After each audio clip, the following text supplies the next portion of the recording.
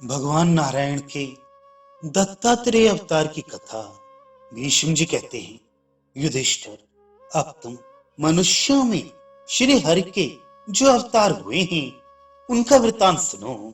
महाराज, अब मैं पुनः भगवान विष्णु के दत्तात्रेय नामक अवतार का वर्णन करता हूँ। दत्तात्रेय जी महान यशस्वी महर्षि थे। एक समय की बात है, सारे वेद नष्ट हो गए। वैदिक कर्मों और यज्ञ यागादिकों का लोप हो गया। चारों वर्ण एक में मिल गए और सर्वत्र वर्ण संकरता फैल गई। धर्म शिथिल हो गया और अधर्म दिनों दिन बढ़ने लगा। सत्य धो गया और सबूर असत्य ने सिक्का जमा लिया। प्रजा क्षीण होने लगी और धर्म को अधर्म द्वारा हर तरह से हानि पीड़ा पहुंचने लगी।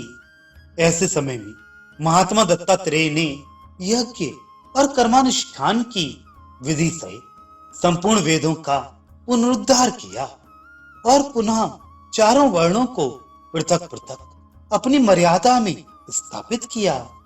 इन्होंने ही है राज अर्जुन को वर प्रदान किया था। है राज अर्जुन ने अपनी सेवाओं द्वारा दत्तात्रेय जी को प्रसन्न कर लिया था। वह अच्छी तरह सेवा में संलग्न हो वन में मुनिवर दत्तात्रेय की परिचर्या में लगा रहता था। उसने दूसरों का दोष देखना छोड़ दिया था। वह ममता और अहंकार से रहित था। उसने दीर्घ काल तक दत्तात्रेय जी की आराधना करके उन्हें संतुष्ट किया। दत्तात्रेय जी आप पुरुषों से भी बढ़कर आप पुरुष थे। बड़े बड़े विद्वान उनकी सेवा में रहते थे। विद्वान सहस्त्रबाहु अर्जुन ने उन ब्रह्म ऋषि से ये वर प्राप्त किए।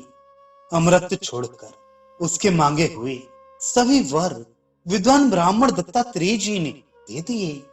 उसने 4 वरों के लिए महर्षि से प्रार्थना की थी। उन चारों का ही महर्षि ने अभिनंदन किया था। वे वर इस प्रकार ही है। राज बोला, मैं श्रीमान, मनस्वी, बलवान, सत्यवादी, अदोषदर्शी तथा सहस्त्र भुजाओं से विभूषित हूं। ये मेरे लिए पहला वर है। मैं जरायुज और अंडज जीवों के साथ साथ समस्त चराचर जगत का धर्म पूर्वक शासन करना चाहता हूं। मेरे लिए दूसरा वर यही हो। मैं अनेक प्रकार के यज्ञों द्वारा देवताओं, ऋषियों, पितरों तथा ब्राह्मण अतिथियों का यजन करूं। जो लोग मेरे शत्रु हैं उन्हें सम्रांगण में तीखे बाणों द्वारा मारकर यमलोक पहुंचा दूं। भगवान दत्तात्रेय मेरे लिए यही तीसरा वर हो। जिसके समान इहलोक यह स्वर्गलोक में कोई पुरुष ना था, ना है और न होगा ही, वही मेरा वध करने वाला हो। ये मेरे लिए चौथा वर हो। वह अर्जुन राजा कृतवीर का ज्येष्ठ पुत्र था और युद्ध में महान शौर्य का परिचय देता था। उसने माहिष्मती नगरी में 10 लाख वर्षों तक निरंतर अभेदशील होकर राज्य किया। जैसे आकाश में सूर्य देव सदा प्रकाशमान होते हैं, उसी प्रकार कार्तवीर अर्जुन सारी पृथ्वी और समुद्री द्वीपों को जीतकर इस भूतल पर अपने पुण्य कर्मों से प्रकाशित हो रहा था। शक्तिशाली सहस्त्रबाहु ने इंद्रद्वीप, कशेरु द्वीप, ताम्रद्वीप, गवस्तिमान द्वीप, गंधर्व द्वीप, वरण द्वीप और सौभ्याक्ष द्वीप को, जिन्हें उसके पूर्वजों ने भी नहीं जीता था, जीतकर अपने अधिकार में कर लिया। उसका शेष राजभवन बहुत ही सुंदर और सारा का सारा स्वर्ण में था। उसने अपने राज्य की आय को 4 भागों में बांट रखा था और इस विभाजन के अनुसार ही वह प्रजा का पालन करता था। वह उस आय के एक अंश के द्वारा सेना का संग्रह और संरक्षण करता था। दूसरे अंश के द्वारा गृहस्थी का खर्च चलाता था तथा उसका जो तीसरा अंश था उसके द्वारा राजा अर्जुन प्रजाजनों की भलाई के लिए यज्ञों का अनुष्ठान करता था। वह सबका विश्वास पात्र और परम कल्याणकारी था। वह राजकीय आय के चौथे अंश के द्वारा गांवों और जंगलों में डाकू और लुटेरों को शासन पूर्वक रोकता था। कृतवीर कुमार अर्जुन उसी धन को अच्छा मानता था जिसे उसने अपने बल पराक्रम द्वारा प्राप्त किया हो।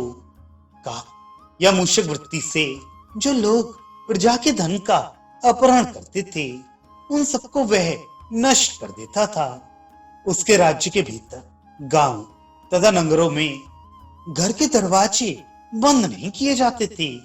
राजन कार्तवीर अर्जुन ही समूचे राष्ट्र का पोषक, स्त्रियों का संरक्षक, बकरियों की रक्षा करने वाला तथा गौओं का पालक था।